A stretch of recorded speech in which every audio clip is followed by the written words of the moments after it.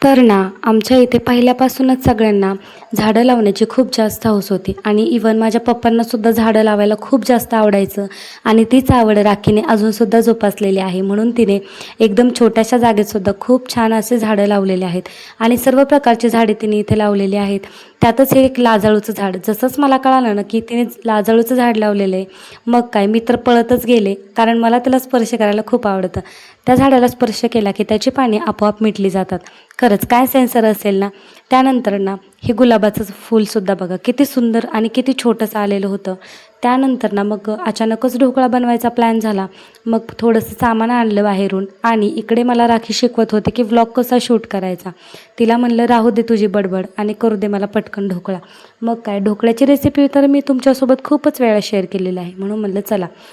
त्यानंतर ना मस्त असा कढीपत्तासुद्धा घेऊन आले ढोकळ्यासाठी आणि इकडे ना राखी आपलं कैऱ्या पुसत होते, कारण लवकरच आता लोणचंसुद्धा बनवायचं होतं त्याचमुळे.